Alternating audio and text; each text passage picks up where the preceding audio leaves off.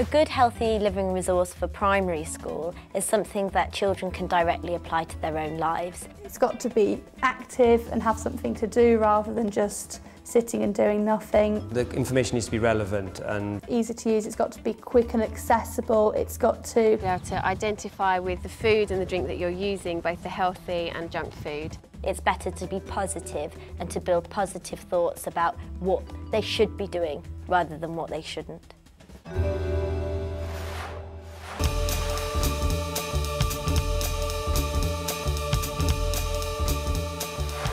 The resource that the children are using today is called the Big Food Challenge. It's a resource that's actually free from the British Heart Foundation.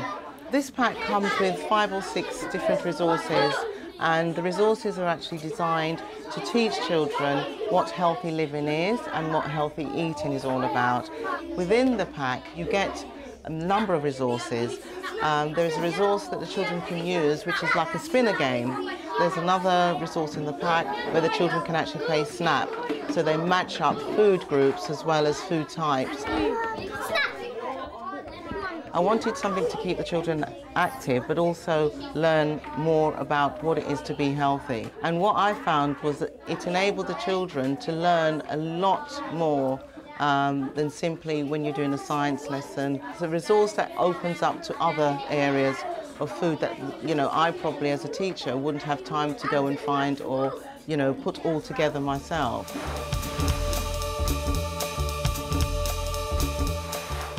This particular resource, the fruit slices, caught my attention because it gives the opportunity for children to discuss the work, to actually get into character.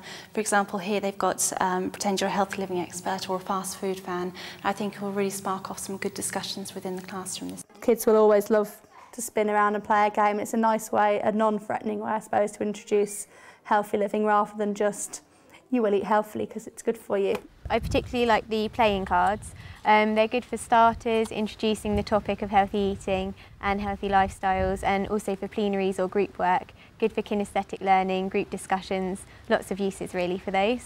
Well, this would be perfect to go with my humans and growth topic this year. So they can arrange the parts of the body in the right order. I'm not going to try and do it now.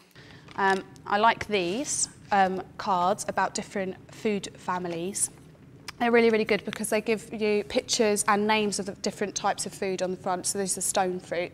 And then on the back, it gives you some really good information about each one of those, some facts about where they're grown and if they are seasoned in the UK as well. My children really liked this because they thought it was really good. It gave them lots of information, and then they liked the quizzes at the end as well. It's really, really good. You've got some lesson plans in here. If you've got your learning objectives at the top. You've got a labelled design kit so they can look at how foods are labelled, which is really important, so they can come to terms with the fact that they have to check the labels every time they go into the supermarket to see how much salt there is and how many additives there are. I really like this globe that comes with the pack. It's really cross-curricular. We use it in our classroom to find where the fruits are grown. We use these cards, which tells you on the back there in the home and away section, and we look on the globe to try and find the country. And then we try and think about how they are transported to our country, if it's going to be plane, boat, or possibly even lorries. As a ready-made resource, it's absolutely brilliant, absolutely brilliant. I mean, it's glossy, it's colourful, and it's bright. And, you know, as you can see, the children actually enjoy playing it. It's absolutely brilliant.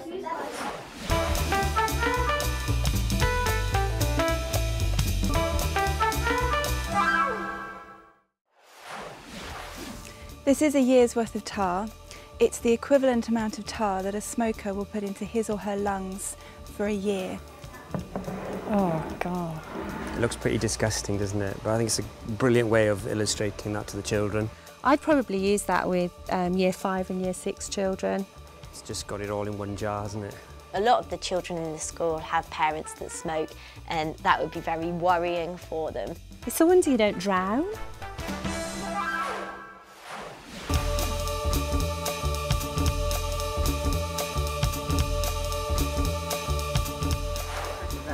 You've got to be actually in the middle here, look. You've got to be in the middle here. OK? Who knows what a lollipop lady does? I do. What does she do? She stops them stop. Makes who stop? The cars. Good, excellent. It's a road safety package that we received from a company called C3557003, and it's to teach the children in early years road safety. It's like a fun activity to teach them, like when they're crossing the road, they have to press the lights or they have to wait at the zebra crossing for the lollipop lady. So it's just a fun way to teach the little ones especially about road safety. Right, go slowly, traffic, go slowly. You get the roads that you put out, you get all little tabards for the children, so they're all different. Some are people, some are cars, traffic, some are traffic lights. There's a policeman, there's bikes, so lots of different resources for the kids so they can hands-on activity.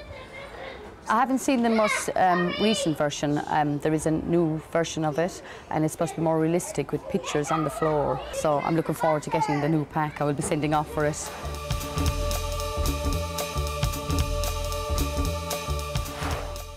Looking at this, I think it looks really impressive.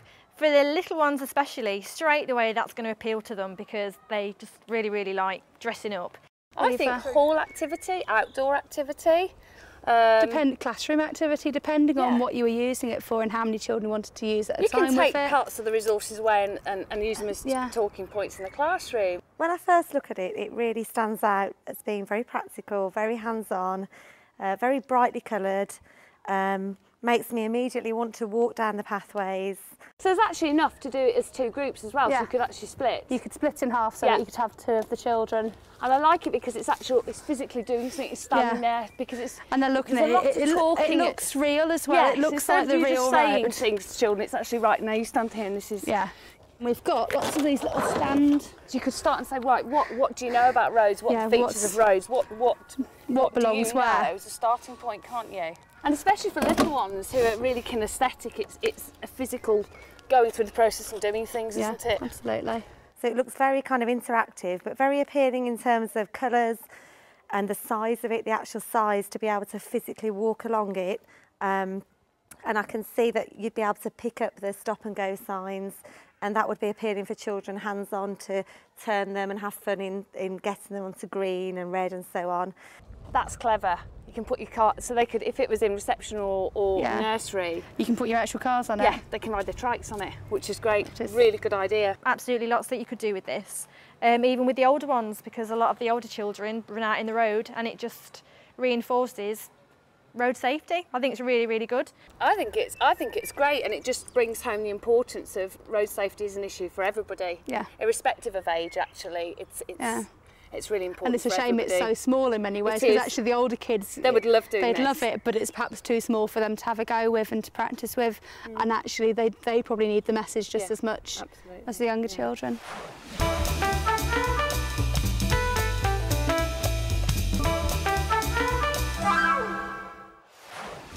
This is our vegetable garden. Every year group has their own bed, so every child in that year can come down and take part in the growing and producing food that they enjoy then at their lunchtimes and their meal times. Even in central London, we've got space for our very own kitchen garden. We've got carrots, beetroot, runner beans, and throughout the site we've got potato bags. Hi, we've built this amazing greenhouse out of 1,600 bottles that the children collected, and they then planted vegetables from seed and grew them in the greenhouse, which they've now transplanted into our vegetable garden. And you might be able to see the two new members of our Churchwell family, our two chickens. And they've been here with us for just over a week, and we've already had some eggs.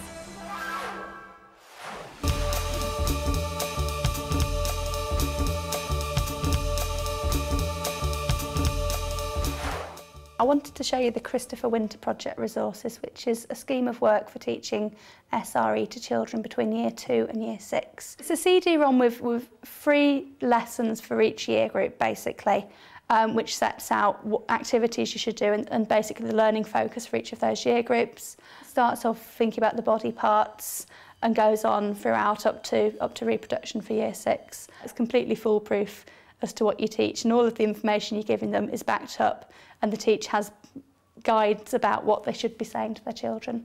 Let's try clicking. So each of your lessons you get a lesson plan, which is on Adobe, and you've also got a set of resources. So your lesson plan literally has lesson timings, it has a lesson aim at the top, has your learning outcomes, lists the resources you're going to need for the lesson, and then just summarises 5 or 6 short activities that you're going to complete throughout the lesson, which might be, for example, little game cards like this with true and false, truth, don't know, and false kind of setup, where you then might have to try and match little cards to the right ones to try and work out what the children know already, and you can then discuss what you find out. Teachers' guides are available too, so if you're doing the Kim's game, you've got a list of instructions for the teacher to follow and key ideas about puberty that children might be going through. I think it's a really good package. One of the things that I like about it is before we started teaching SRE, it's something that I was really anxious about teaching. I was worried about how it would go. But these lesson plans actually give you short activities, the children are constantly engaged, lots of circle time, lots of discussion, and it makes it really good fun. It's set out really nice, really easy to find where the resources are, where the lesson plan is, where the scheme of work is. And it's very comprehensive as well. It takes you through step by step. But I perhaps wouldn't use it as, you know, there are other things on the internet that I could get which are very similar. I particularly liked the worksheets and differentiated lesson plans for the teachers. There was a lot of good resources on there that I think would be useful to supplement perhaps another package for teachers. One of the activities that I really liked was the problem page activity. This is split into boys and girls. I found the children really enjoyed it because they could relate to it and they had to come up and think of their own solution which they could then share with the class. It's quite prescriptive, but I think with something like SRE, I think it's important to be prescriptive because teachers tend to be very nervous about using it. I'm very nervous about teaching SRE. But because I know it's been researched properly in the project, I know that I'm not going too far, but I'm also delivering what I need to deliver.